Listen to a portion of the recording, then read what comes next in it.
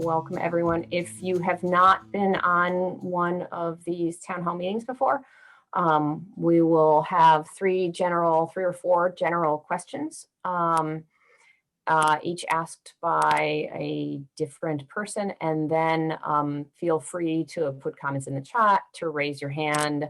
The person who asked the question will handle calls along with Nathan, so that we will try to have, and I believe we are recording this for later, so we can, and we are all pretty good at following the chat as well as what's online.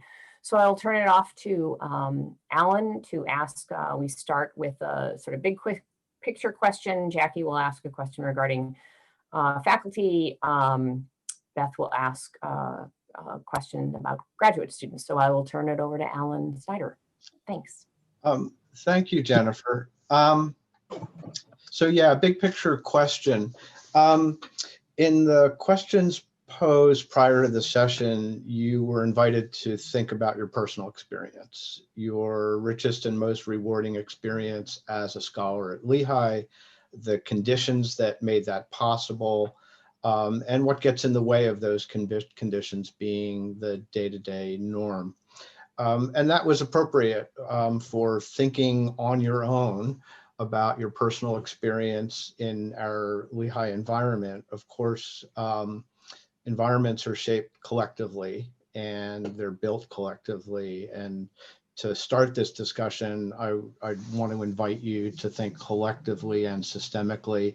And I'm going to give you license to think as boldly as you dare to think. The values and aspirations from which people speak will come out in the discussion, but I'll share a few observations from comments people sent in, which in turn resonate with what's been said in the past. And Nathan referred to thinking in the past. Per, I think, the very nature and identity of committed scholarship, there is clearly an abiding interest among Lehigh faculty at people doing their absolute best possible work, and doing that based on a very, very keen internal compass for what that means. We know when we are doing our best work. Per the values and motivations of the people we attract, an abiding co-commitment to scholarship and education.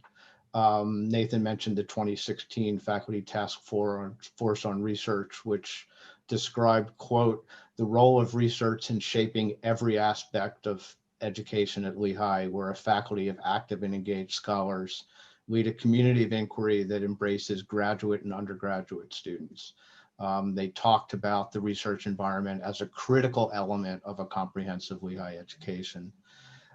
Consistent with the old theory to practice tradition, and Lehigh being notably non-ivory tower in its history and character, a fervent interest in doing public facing work and in supporting faculty and growing as public scholars. More, I think, than at most universities, an interest in collegiality by which the whole is far more than the sum of the parts, and a recognition that the conditions for full thriving, as just described, don't fully exist. What I want to suggest, to provoke you a little bit, is that we have big opportunities on the horizon. We will need to confront what the pandemic has laid bare societally, internally, in every way. We need to recognize the work, like all universities, that universities in general, and we in our case, have to do in gaining and growing the public trust. We need to recognize that if this time for sure, we're going to address injustice, we will have to examine the nature of the faculty experience as well as the student experience and a host of other things. Those are daunting imperatives. They're also license for reinvention. So my variant on the question you were asked before the session, think back to that original prompt, your richest and most rewarding research experience as a scholar at Lehigh, the conditions to make that possible, what gets in the way, and now consider if all those all the constraints were taken away. If you had license for reinvention, what would you do?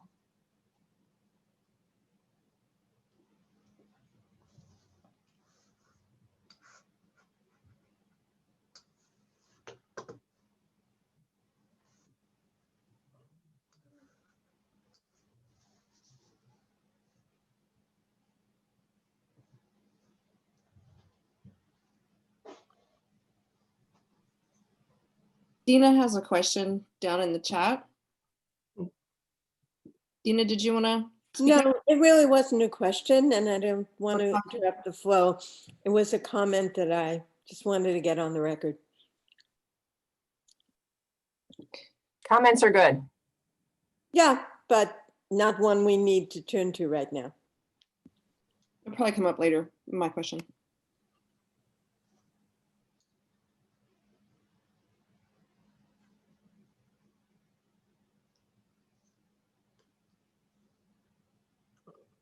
Other comments or questions? And it could be things, large or small. It doesn't have to be a sort of a full, complete, a complete thought or a complete reimagining, as Alan put it, of research at Lehigh, but just ways that we can improve the conditions for to facilitate the kinds of things that have worked best in the past. Can I make a comment? I would say that my greatest research experience at Lehigh, in a sense, wasn't at Lehigh. It was when I was away on sabbatical in Germany. And that's not to criticize Lehigh. I mean, I think Lehigh is a great place. I really do. But the essential thing about a sabbatical is that it provides you time. And that's, I think, the most critical thing that I need as a researcher. I mean, the pandemic has been terrible in many ways. I don't want to, I mean, it sounds like I'm trivializing the pandemic. I certainly don't want to mean that. But the pandemic has been terrible in many ways.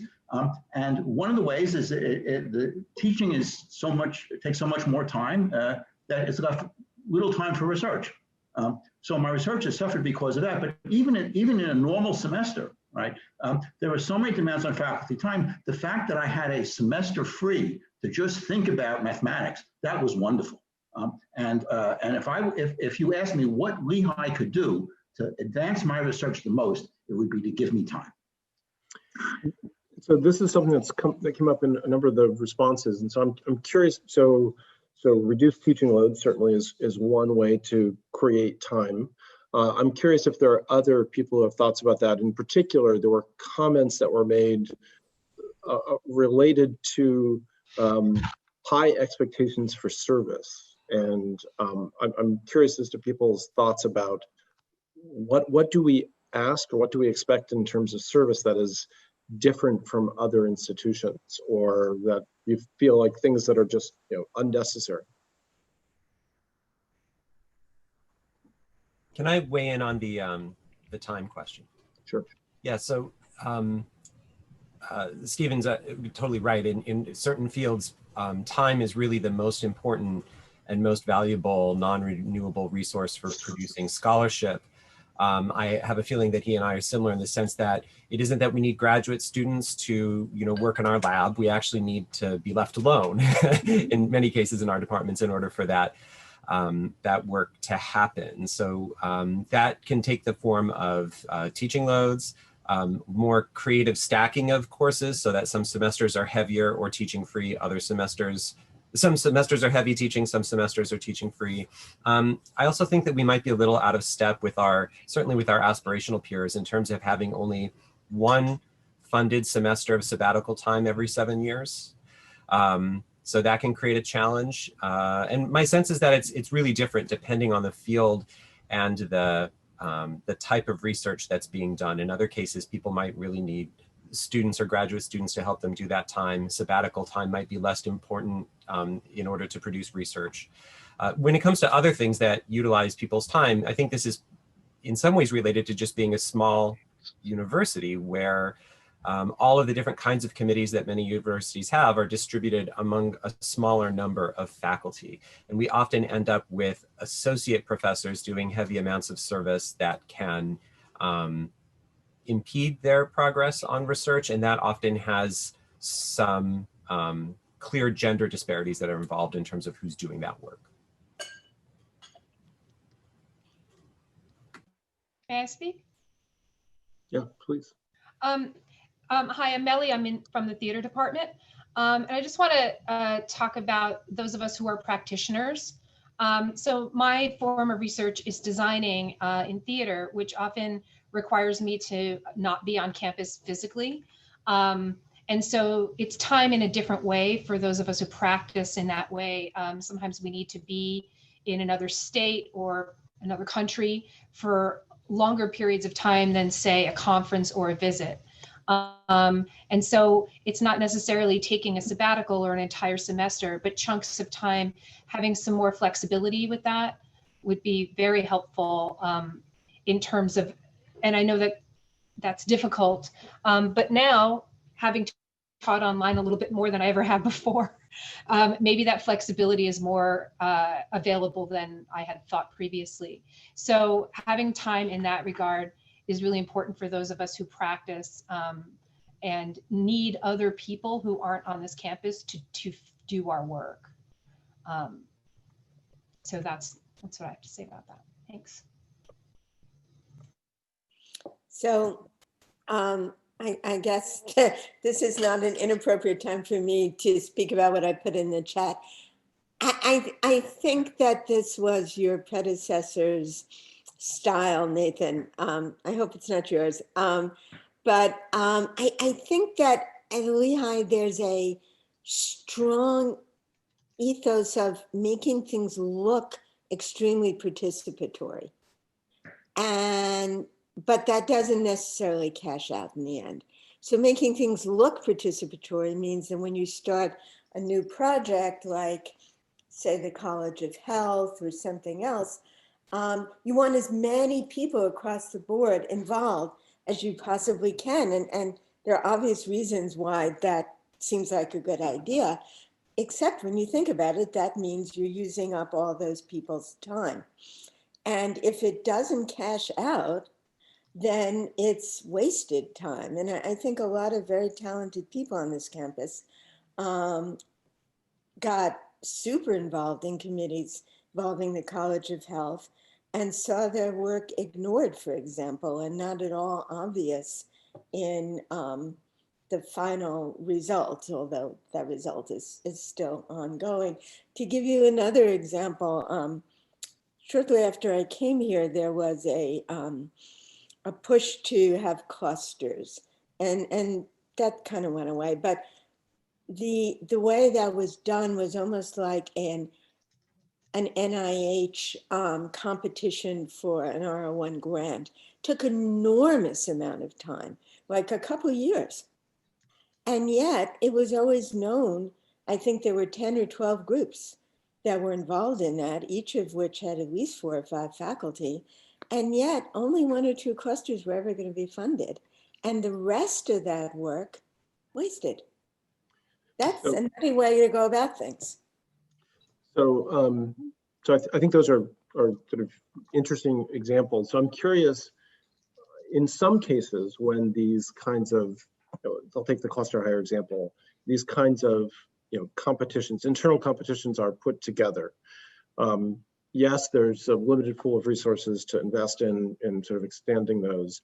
In some cases, the groups that put together proposals that didn't end up getting support, still, nonetheless, there's progress that's made because of that.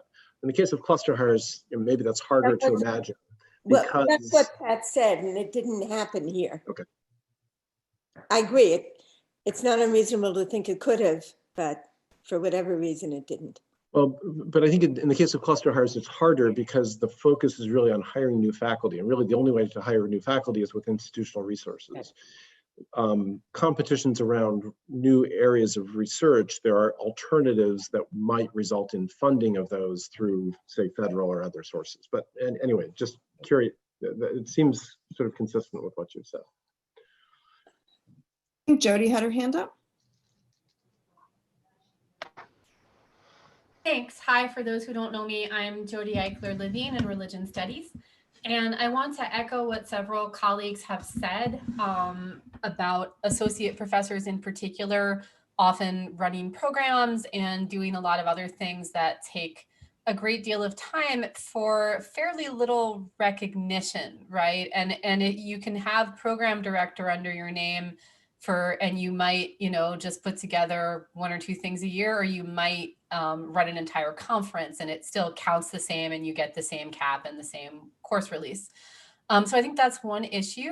I also really want to draw attention to the fact that Lehigh's climate in terms of race, gender, ability, and some of the issues in that climate lead to more work for some faculty members than for others.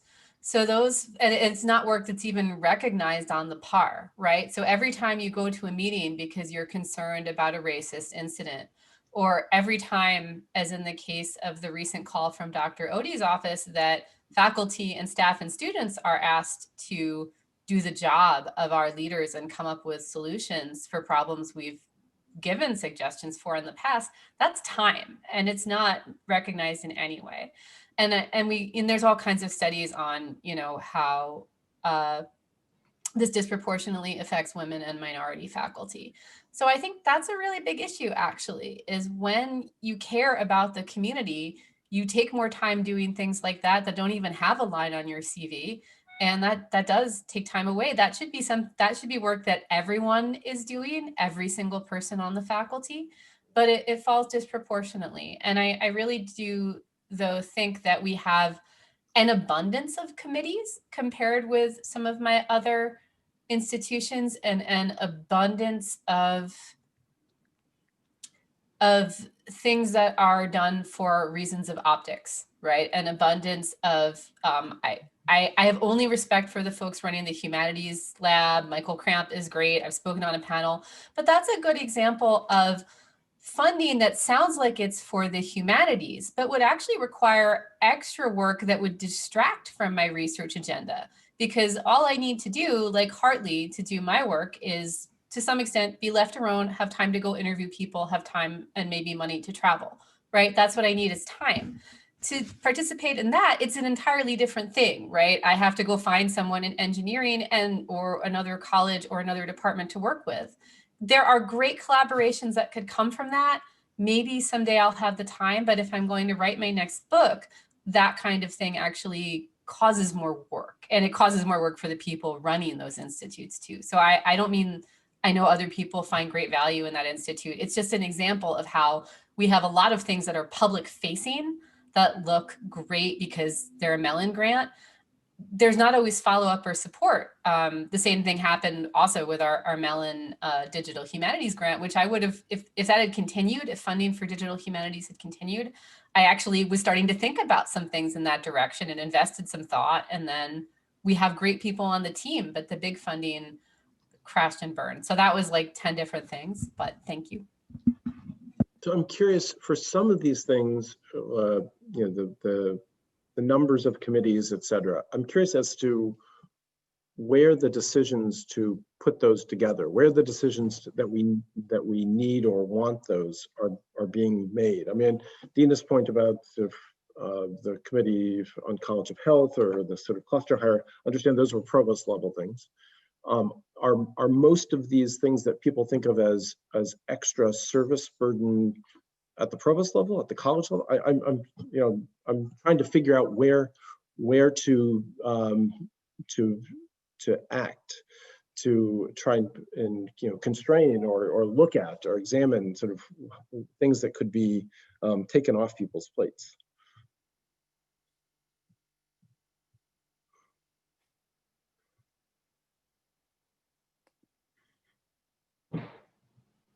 Maybe. Sorry.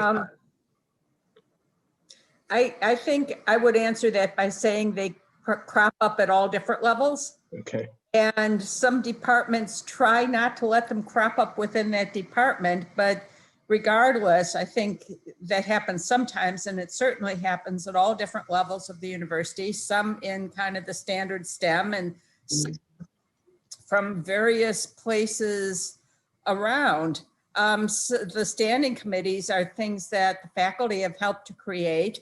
And the Senate has been slowly working on trying to decrease some of those, but we haven't gotten down to where I think many of us had hoped we would get. And the other thing is that even ways in which, in theory, we're supposed to be able to increase our available time or the way in which we manage time, it turns out to require a lot of work to get there. So several times we had asked for permission to stack people's teaching in a way that was consistent with the requirements for offering courses, that would have provided some additional focused time. Not the total may be different, but packaged in a different way.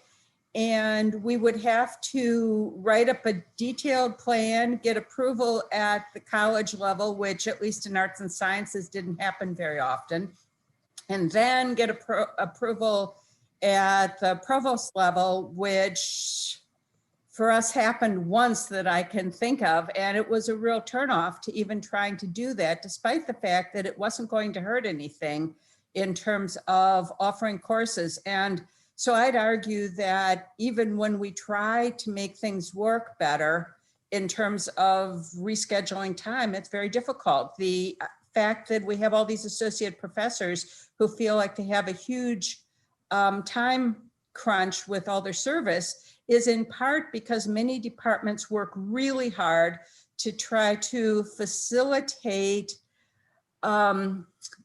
pre-tenure faculty having a little more time and a little less service. And then because the tenure and promotion committees look for that service, you really have to kind of push people into more service once they become associate professors. And so you have what ends up being this real ramp up when people get promoted. So I think that it's a lot of how we manage these things. It's much more difficult to do the things that should be easy, and still problematic to try to take advantage of what in theory should work better. So, I mean, one question that for me is then a takeaway is why should the provost office review decisions about, say, stacking teaching or rearranging teaching across multiple semesters in a different way? I'm not saying that there is no reason to do that, but I will say that I'm somewhat skeptical that there's a good reason to do that. And so that's something as a takeaway for me to understand whether that should require provost office review or whether it should be something that can be left to deans. So, for example, but that's a great and very specific example that might be actionable. So, yeah, this also, I want to see if I can good comments and good questions, and I think I'm gonna and I appreciate the chat.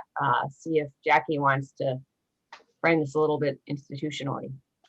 Yeah, sure. So originally my question was about some of the obstacles that I had seen identified in the comments that people sent in ahead of time. And I think that we actually started to have a really good conversation about that just now. So I wanted to encourage us to think creatively about solutions. And I'm hearing sort of, the beginning pieces of some ideas or, where we can look to, what kind of data maybe we need to have to come up with creative solutions, or if there are things that you think we could implement here, we've just never done them. So I'd like to just sort of shift us over to collectively thinking creatively about solutions. And just because we haven't done it in the past shouldn't stop us from talking about it here.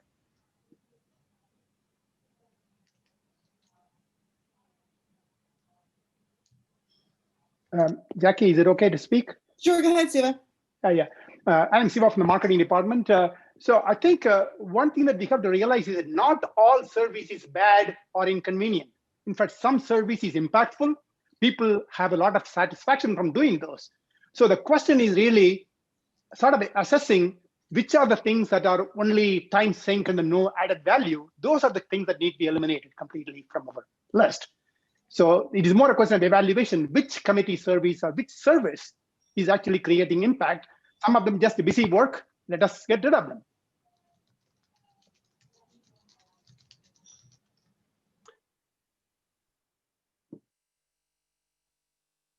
Yeah, I mean, I think the point that there are aspects of service that people volunteer for and find, you know, quite rewarding is something that I think is important. And I would hope that in some cases service, and whether it's, you know, program coordinators or others, in different ways will sort of help to advance people's research agenda. I took on the role of director of the graduate program when I was at Carnegie Mellon, in part because I wanted to have an impact on the quality of graduate students that we were recruiting. And, you know, so that was something, yeah, it was service, but it was, in my view, very self-serving service because of what my goal was to try and achieve. That was something that I thought would help my own research agenda. But that's not always possible, but I think it's certainly something that we should be looking to try and identify ways in which there can be you know, that kind of service rather than service which is not, you know, valuable to the individual, may be necessary at an institutional level, but looking for ways in which there can be double duty of this sort, I think, is really helpful. If I may, this is Corinne Post, the chair of the management department in the College of Business. And Jackie, you asked the question of data and what sort of data we might want to collect. I think it could be interesting to, you know, survey faculty and see what everybody is doing, what they're involved in, what sort of levels and numbers of committees. That could already give a good sense of what's all going on. We had a really interesting summit, was it last year or 2 years ago, on service in the academy. And there were many very good ideas that were proposed there. And so I think at Lehigh, there is a culture of service, or has been a culture of service, and it's just very hard to change, and even if that's what we want to do. So revisiting how it plays out, what it looks like, I think would be important. I would say also, as a department chair, or as a faculty before being department chair, I was always told that anybody would ask my department chair before asking me to be on a committee, whether it's provost or president level or college level. But as department chair, I often find out that the faculty in my department are being asked to serve in committees, and I wasn't in the loop until they're basically on it. And so it makes it a little bit difficult to sometimes manage the amount of service. So again, I'm not sure what the solution is, but maybe having some sort of a way of knowing what everybody's doing. That sounds a little bit like Big Brother, but well, no, there are places that have service dashboards. There are pretty good templates about it, and chairs can go and sort of look at their dashboard to see, like, if somebody comes to a department and says, we need someone from your department to do X, Y, or Z, you can sort of look, and instead of thinking, you know, in your mind, who should I go to? You literally can look and see who's not so busy to go to them. So service dashboard is one way to go, and it does kind of do the collecting of the data that you suggested, Corinne. Also, Jackie, in addition to the internal surveys, we should also consider external surveys, right, which you may not have a lot of control, but at the same time, sometimes academic reputation of the university comes from external surveys, right? So somebody may appear to be not doing a lot of internal surveys, but this person is bringing a lot of external reputation for the university. We should consider that too.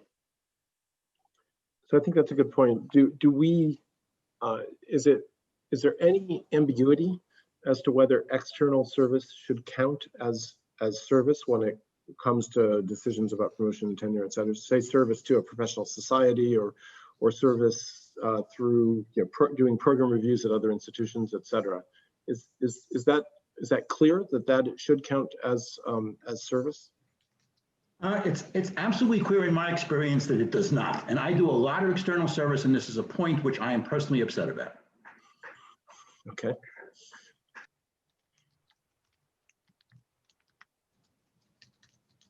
Is that written down somewhere, that external service should not count as service? Or is that just a de facto practice? In my experience, it's not required. It's nice. It's a nice thing to have, but it won't make up for lack or less service internally, in my experience. In my department, we count external service all the time. I'd never been told it doesn't count. I don't think it's possible to simply not do any Lehigh-based service, but external service certainly is a factor in PARS. It sounds like it's highly variable. Right. I want to make clear that my department values my external service very heavily. It's that at the higher levels, it has not been. So which, Stephen, which, I mean, are you thinking about the college level or at the provost level historically?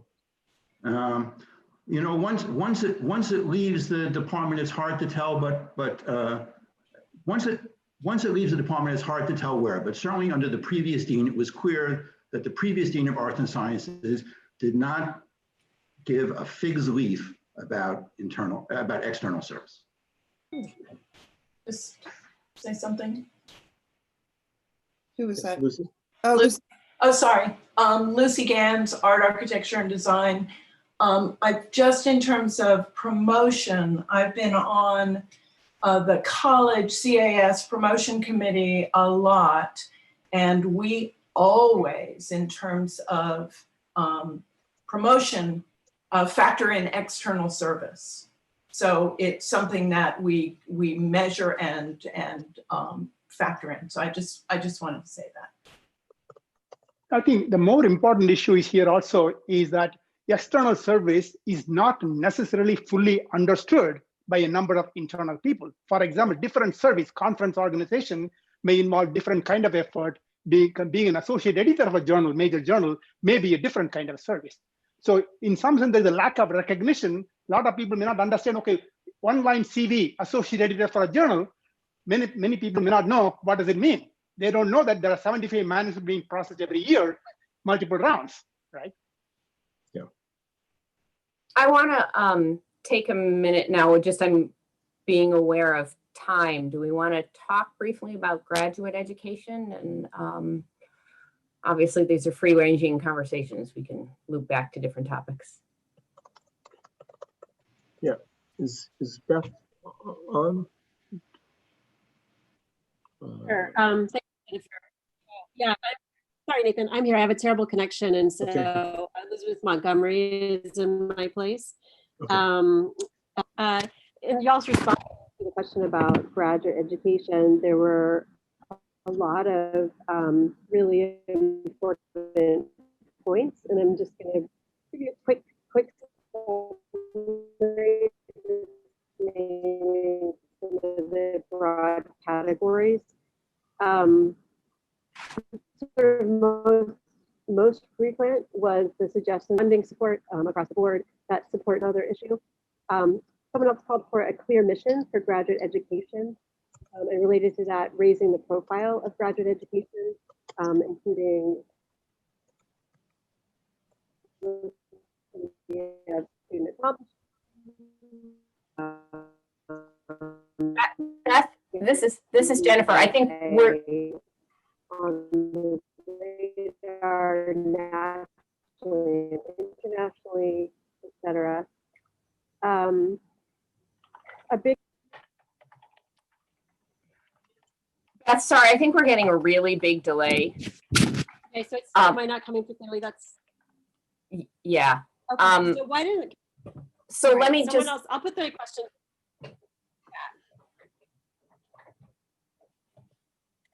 I guess Beth is going to put a question in the chat. So maybe I can jump in while she's typing. So, you know, a couple of things that came up in the responses that I thought were useful or valuable to discuss. One is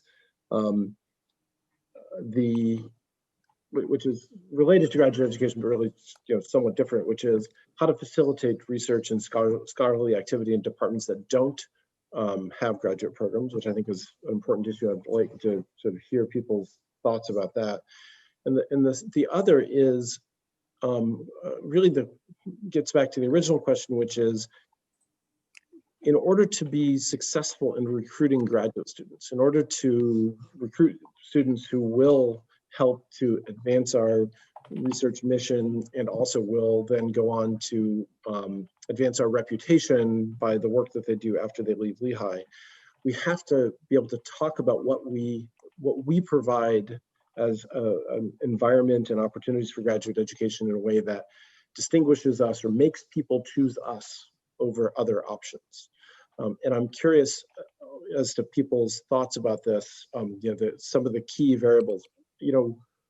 Clearly, funding and sources of funding and types of funding is one, and I'm happy to try and work on increasing funding, but there's a limited pool of resources for that, and there are many things that we're trying to do with those resources.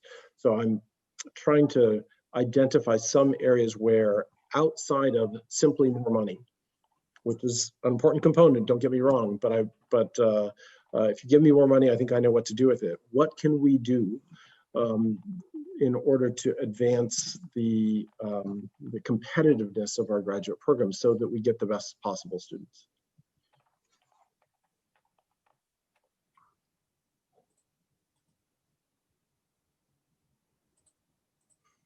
I think I'm hearing people talk about time being a big issue and the different ways that gets impacted.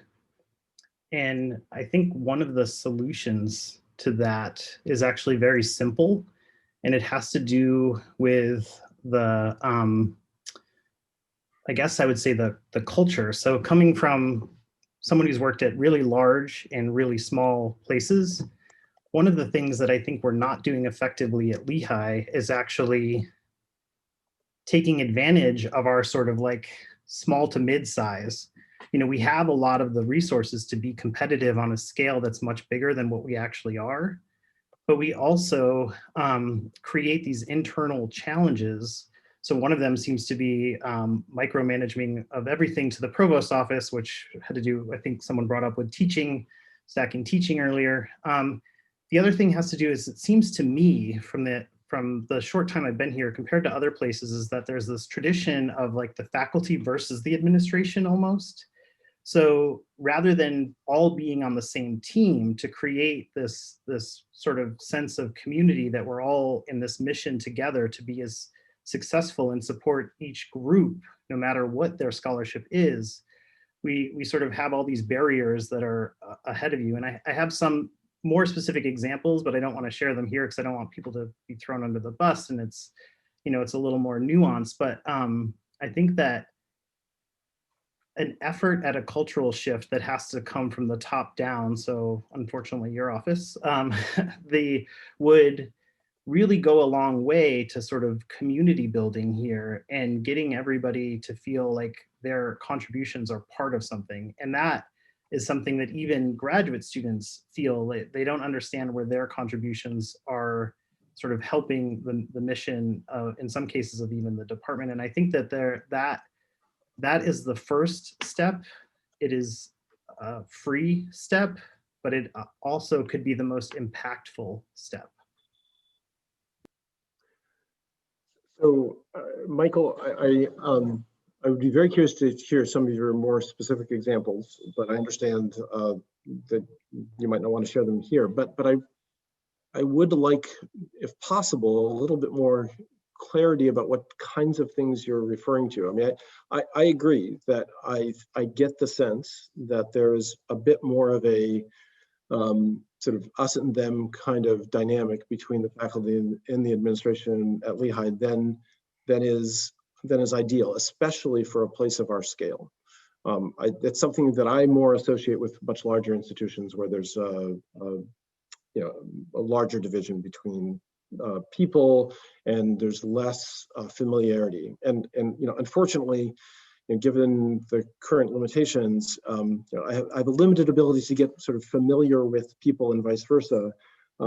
But things like this, I think, are hopefully a step in that direction. But I would like to try and understand, because I completely agree that for many of these kinds of things, it only will move quickly, or it will move most quickly, if there's a strong belief that we're working towards the same end. I mean, people need to believe that the provost office's role is in part to try and promote the success of faculty, and to, rather than to think of the provost office as the rule enforcers or some other model, which I think is less productive. And so I do think that it's very important to get the right sort of tone and right dynamic, and to understand, while there will be limitations on what we can or can't do, or what we can or can't say yes to, that the ultimate goal is to advance the university, and a critical element of that is to advance the success or improve the successfulness of as many faculty as we can. So, but if there are ways in which this is you can talk about more concrete examples, or others can talk about more concrete examples as to how it is that this has not been effective in the past, I'd be very curious to hear. I can think of one general example and one slightly more specific example that I'm comfortable to share. So the general example would be that sort of support staff who are supposed to help often will say no to things when the answer really isn't no. And so then we as faculty have to spend time sort of showing them why the answer is not no, right? And so just the cultural shift from, if you don't understand something, saying no, to how I'm not sure, but let's see how we can work together to make this happen. That subtle shift in phrasing is really important. And the concrete example that sort of centers around that is I had a female postdoc who was going to have a child, and how that person's benefits would be paid during FMLA was not initially clear. And I was told over and over again that I could not use NIH money, and so I had to come up with other sources for this funds. And I ended up having to talk to the program officers at NIH, and they basically said there's no rule. The rule is whatever the university's mechanism is, right? And so someone should have known that. And instead I spent almost 1.5 days just trying to make sure that this person who was in a panic because they didn't know if they were going to have healthcare for their kid would have healthcare, right? And so that's probably happening to graduate students too, but I think they're on healthcare, so it's probably on university healthcare, so it's not an issue. But it's such a important thing that has to do with increasing women in STEM and retention, that it should have been something that the entire university was working on. It turns out the university didn't require that I even use my NIH funds. They actually had a pool of money specifically for that, but nobody knew that. And it took me going back and forth between multiple offices to do that. And so it was, that's 12 hours of my week spent on an issue that I don't think I should have had to spend 12 hours on. Yeah, fair enough.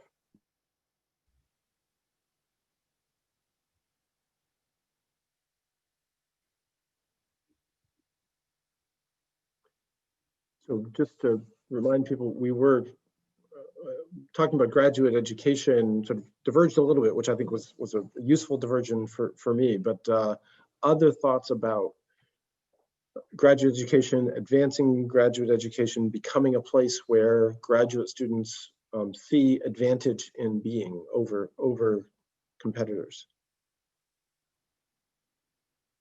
So I have some thoughts on this.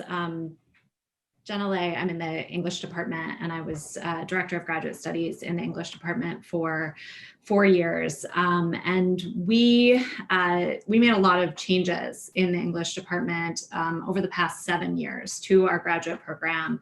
And we made those changes, sorry, there's a cat. We made those changes in large part because we realized around 2013 that we couldn't keep doing graduate education the way that we had always done it, because the landscape of graduate education, the landscape of the academic job market had changed so dramatically, and we're likely to continue changing really dramatically.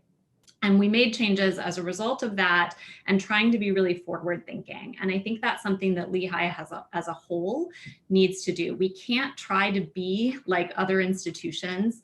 We can't try to be what graduate education might have seemed like it was 10 years ago or 15 years ago. I think we need to be really forward thinking. And I think we need to take advantage of the fact that we are a relatively small institution, and that we are a private institution, that there are certain forms of flexibility that we can take advantage of given the type of institution that we are. And I think, to Michael's point, I think one thing I would love to see is when departments or programs are developing new ideas or flexible ways of using existing resources, I would love to see that supported at all levels of the institution, rather than when that happens, when people, you know, without even additional money are able to find new ways of doing things, the kind of rule imposition coming in to be like, no, we can't do it that way. We can't make certain kinds of changes. Or even if you have made those changes, you have to roll them back. And I think that is something that I've seen over time at Lehigh that I think we could change relatively easily. That's about culture change. It's, again, not even about more money or more resources. That would be fantastic. But I think culture change, thinking about how we can be more flexible, how we can take advantage of our size, and how we can build on the possibilities that I think a number of programs across the university have already started to develop, how we can actually kind of lift those possibilities up at the institutional level, I think would be a really good step for us as an institution. I'm thinking about that specifically in graduate education. I think it holds true more broadly as well. Yeah, no, thanks for that comment. So, I will say that I used to say about my role at Pitt, which was Vice Provost for Graduate Studies and Strategic Initiatives, that when I came into the role, the previous person in the role saw the role as approver-in-chief of all things related to graduate programs. And that was not a job that I wanted. And so to me, the interesting job was to be a partner in problem solving as it related to graduate education. And yeah, there are rules. Yes, there are limitations. Yes, there are, well-known good and bad ways of doing things. But to try and within those bounds, work with programs to identify creative ways of doing the things that we all most want to do. It was the transition in terms of that role that I tried to establish over a couple of years, and I would say largely successfully. I think the associate deans of graduate studies would say that they felt like they had a partner, and that is definitely something that the way that I see the provost office role, and not just my role personally, but the role for the office, and I think that the deputy provosts are embracing that, and so I hope that we can move in that direction to be partners in trying to be creative about solving problems or addressing challenges across the university in this way. Obviously within some constraints and limits, but nonetheless. So I hope that that's something that we can work towards. And I'd be curious, Jenna, if you could maybe in an email summarize some of the changes that were made in the English department graduate program, so that I would could have an understanding of the sort of before and after, and maybe there's some lessons learned there, especially if there are things that were particularly challenging to do, where the initial answer was no, we can't do it that way because we've never done it that way, or something like that.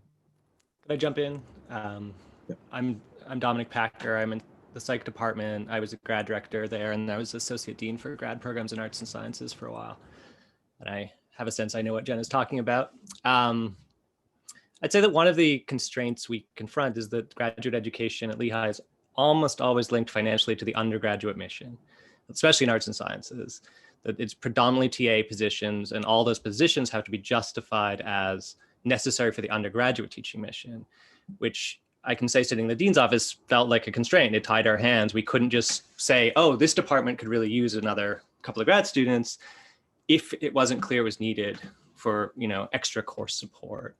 And I think linked to that is a bunch of our programs are just lacking critical mass. And when we ask students why not, they apply to Lehigh, they come visit, and then they go somewhere else. Why don't you come to Lehigh? Often the answer was, it's just not as big as the place I'm going. I don't feel like there's a strong graduate culture here. And I'm not convinced that, especially if they want to become an academic themselves, that I see the path forward from Lehigh into a clear postdoc position or academic position subsequently.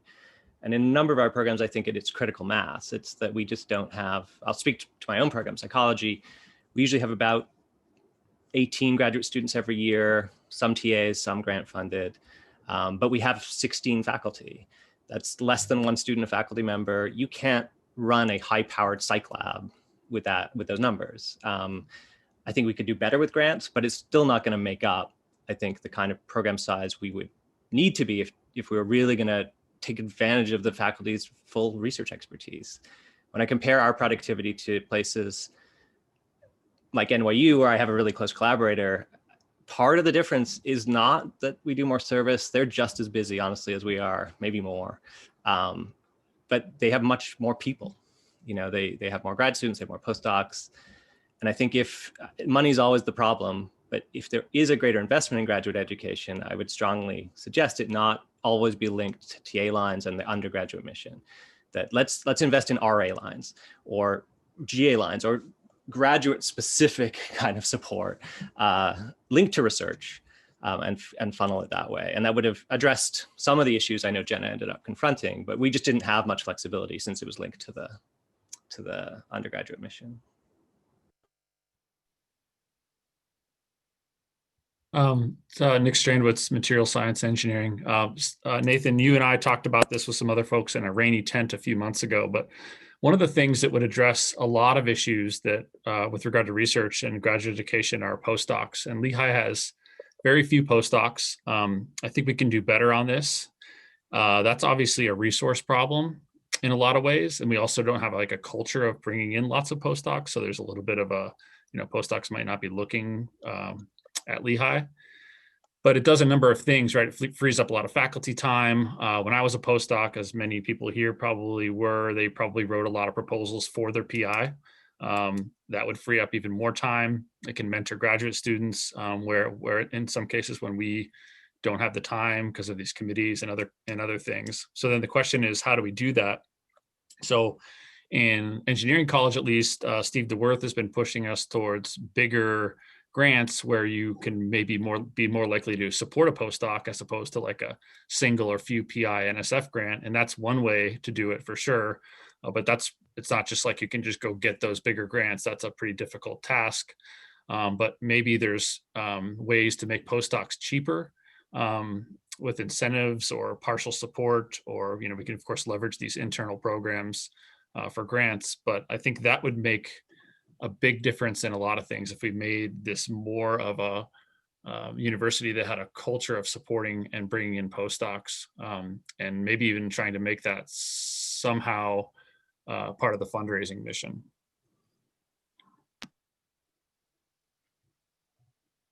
So Nick, I think in that rainy tent conversation, I can't remember if it was you or if it was someone else who indicated that they actually felt like they were discouraged from trying to hire postdocs even when they had grant resources or startup resources that could have supported a postdoc. I'm curious as to whether that is a general sense. Obviously, postdocs, I would say the availability and importance of postdocs, the role of postdocs varies considerably from one field to another. But in fields where postdocs are, typical at other institutions, is there a sense that there's a discouragement from bringing postdocs in versus, say, PhD students? Yeah, so I've heard this at a few places at Lehigh where, maybe publications with your postdoc maybe don't count, right? It's like all about your PhD students. And I'd say the messaging on that is pretty mixed, but that's also a really big concern. And when I came here, as did many people in engineering college under a couple previous deans ago, I said, because all of my colleagues that were getting faculty jobs, got a postdoc that maybe they'd hire in year 2 or in 6 months to help build your lab, right? And it was a non-starter. There was no question that they were not going to give me money for a postdoc. And I was a little disappointed in that. And now I understand the culture, but I think that's another thing to change is in startups. I think that could be valuable, but also making it clear that if you have a postdoc and you're publishing with them, maybe with or without your graduate students, that output and those contributions do count towards your tenure case. And I think having that more clear to people, because there is some mixed messaging, would be also beneficial and help bring in more postdocs, I would think.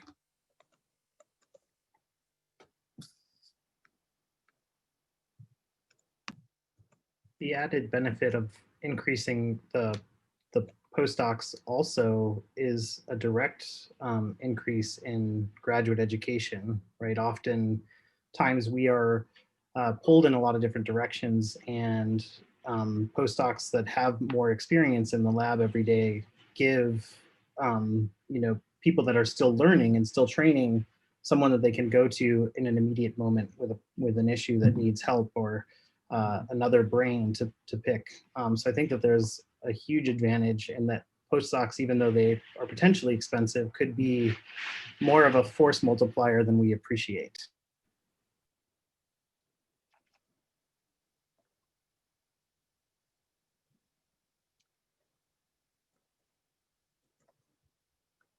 So if I could, I'd like to pivot. I don't see any hands at the minute. So if we were looking at sort of some of the linkages between all the things we're talking about for these town halls and anti-racism, and how do we create an environment for all of us to help pursue scholarship so that our faculty of color can pursue their most compelling research questions. What are points of connection here along those lines?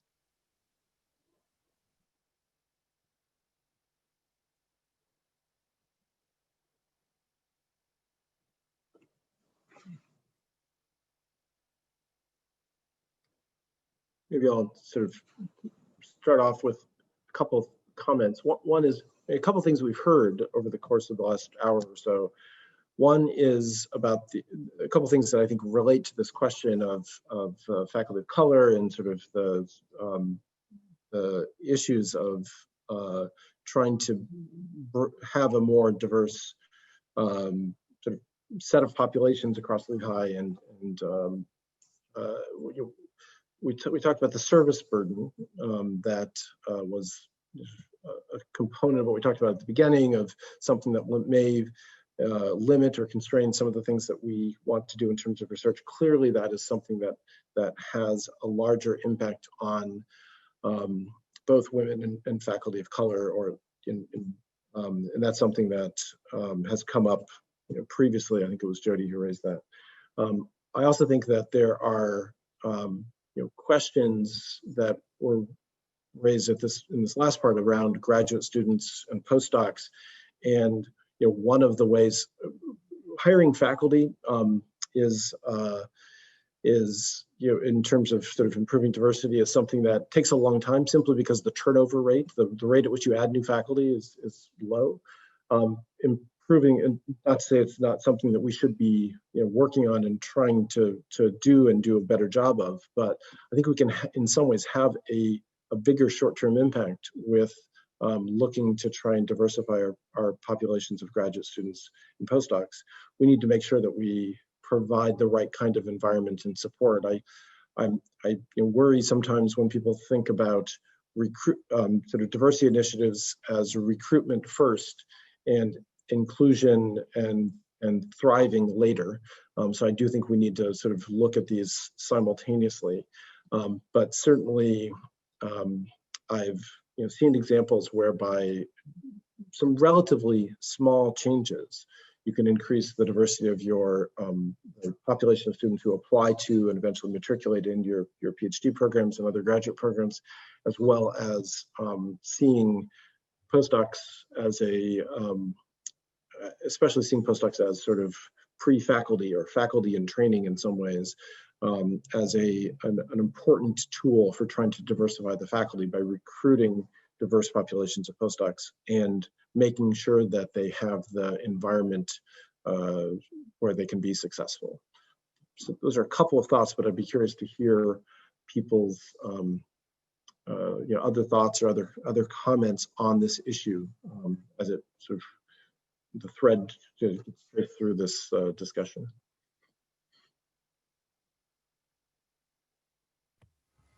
I have a couple of not fully formed thoughts exactly, but one, so we're talking about, making, for example, more time available for faculty of color and women, right?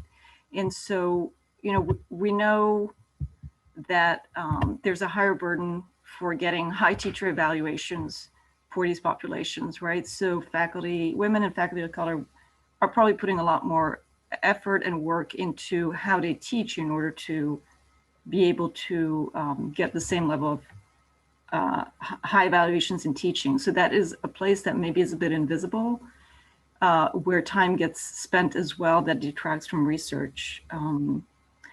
That would be one area maybe to investigate or to think about.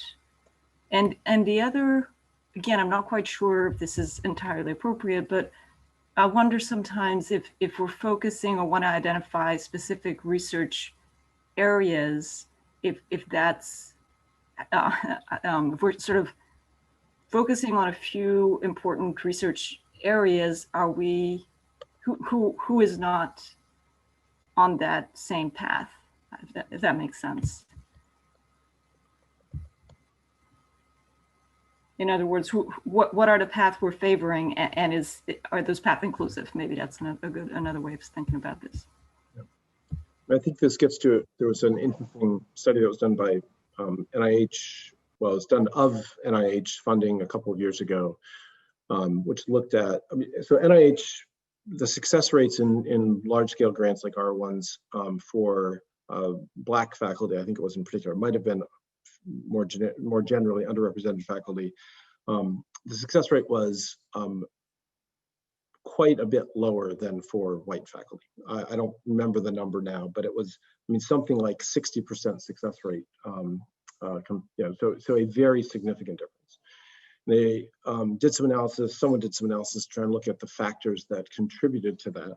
And one of the important factors, I don't think it was the first factor, but one of the important factors was that the underrepresented faculty or Black faculty were choosing research topics which were systematically less funded, or at least had lower funding rates than other areas. They were choosing things like health disparities, where funding rates were 2/3 of the funding rates in other areas, or social determinants of health, where again funding rates were significantly lower. And so NIH sort of recognized that it was not putting its money in places where some of the people that it wanted to be funding were writing grants. And so they sort of looked at this, and it's been a couple of years. I actually haven't seen follow-up to see if they've actually been able to have an impact on this. I know Alan has followed this analysis as well, so maybe he can comment. But that's the kind of thing that I think is important to think about in terms of, to the extent that we are making decisions about prioritizing certain research areas or domains, we need to pay attention to the potential unintended consequences of this in terms of how it is that it influences which faculty or which groups of faculty end up with support, or feeling supported, or feeling like they're being prioritized by the institution. Yeah, I can follow up on that a little bit. So NIH is brave enough to open their data sets so that such analyses can be done.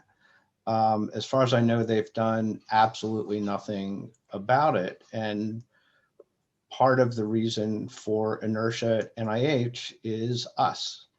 The way the very system for grant review is structured is fundamentally a negotiation between the agency and the academy. And so a question that follows is, are we brave enough to follow our values or what we think is in the public good?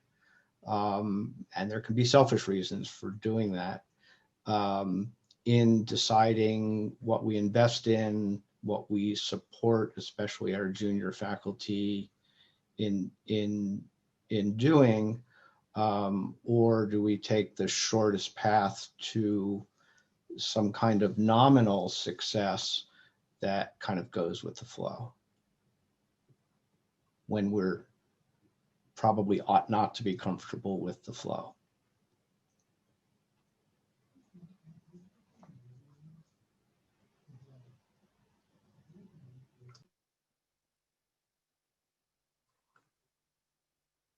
Other thoughts or comments?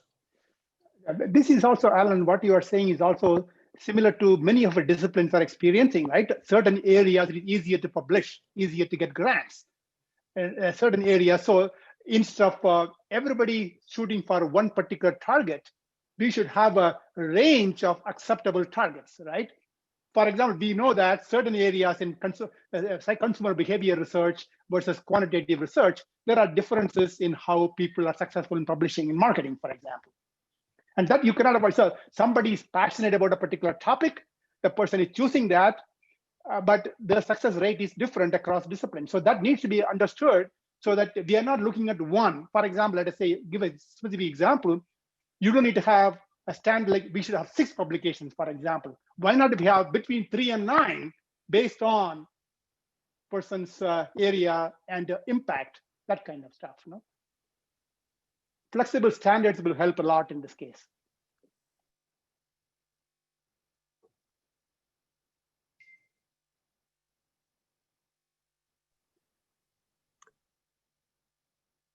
Other thoughts, comments?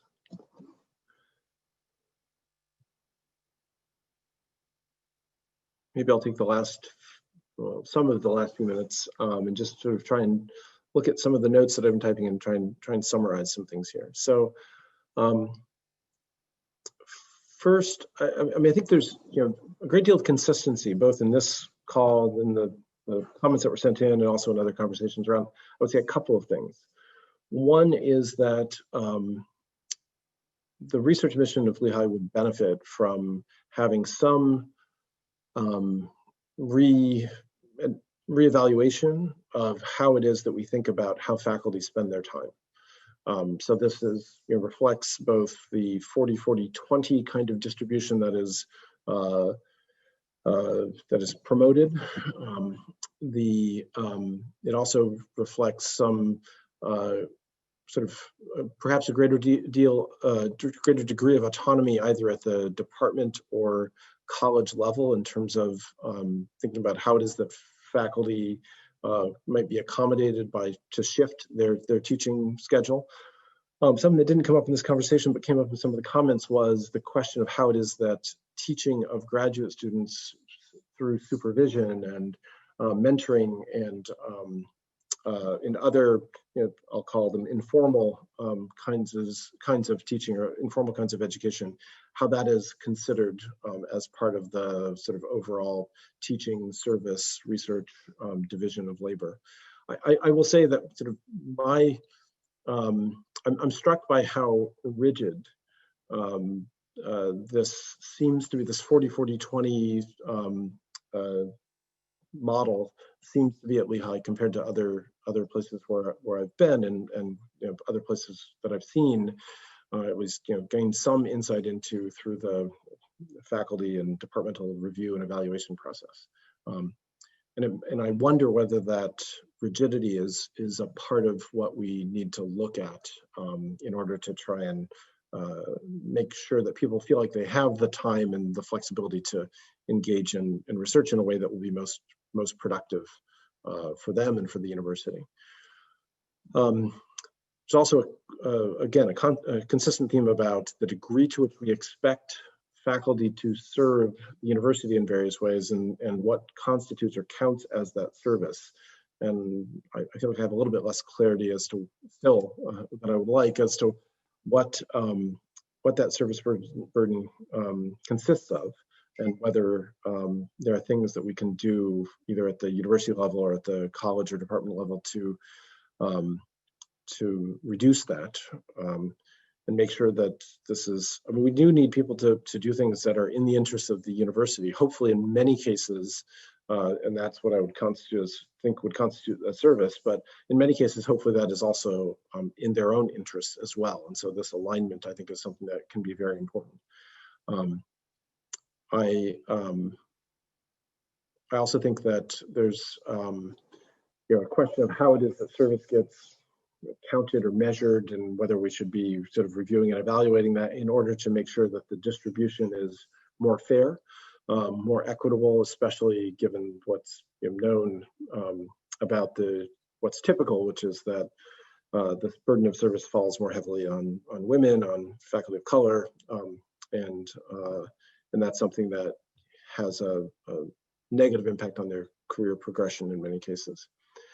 I think with respect to graduate education, there's this, I think, I forget whose point it was, but the idea that we can't simply try and outdo what other places are doing, and that's my sort of paraphrase of it.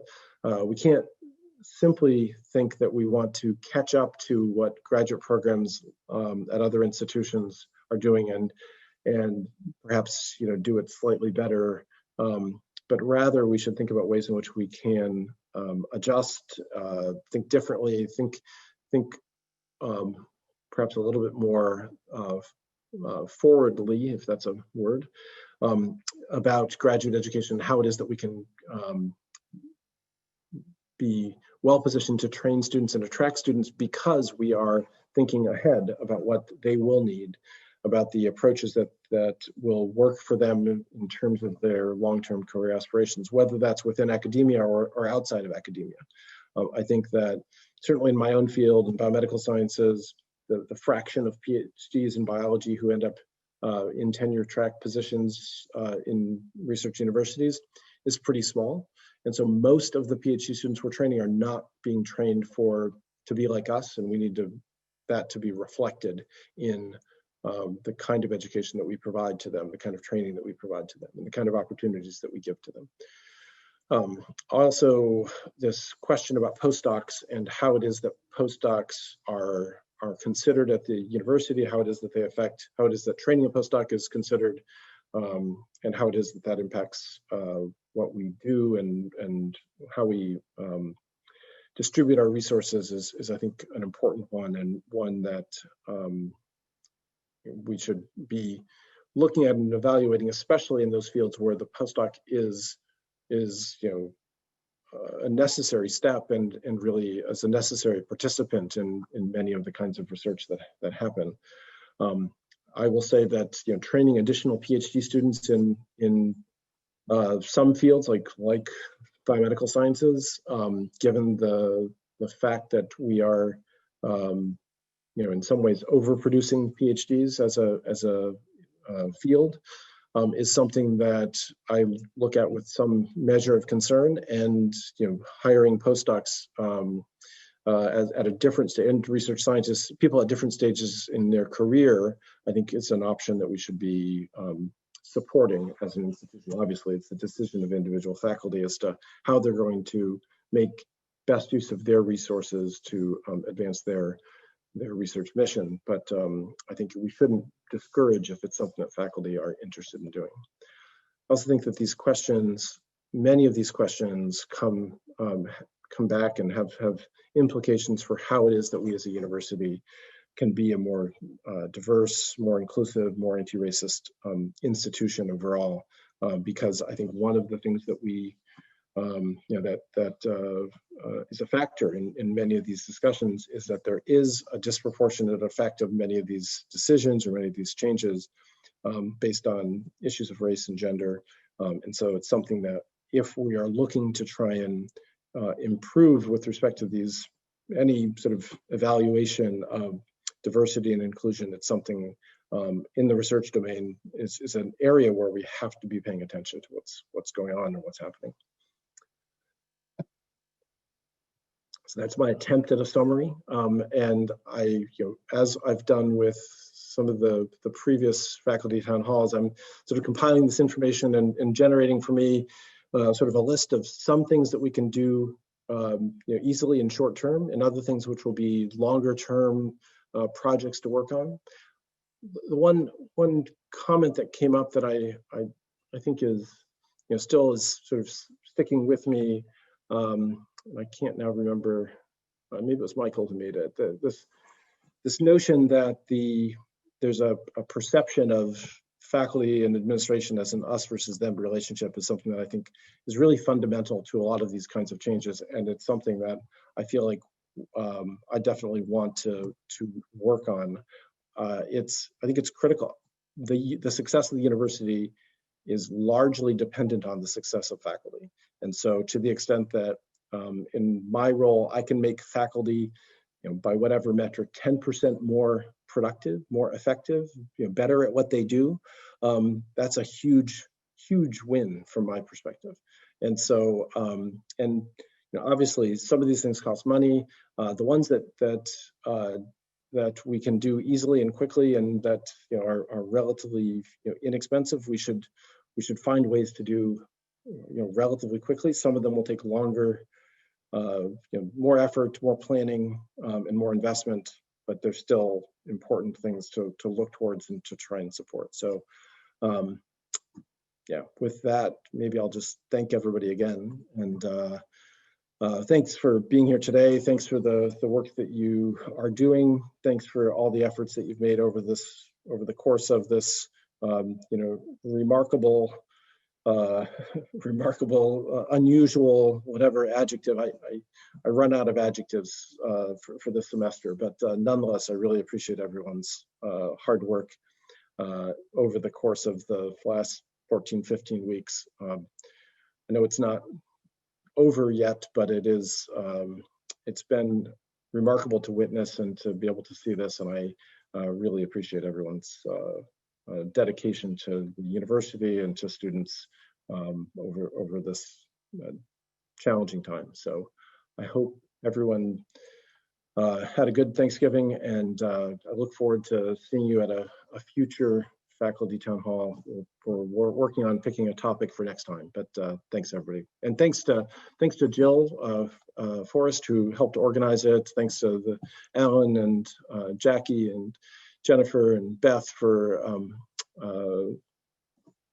their contributions and helping to pull all this together. Much appreciated. All right.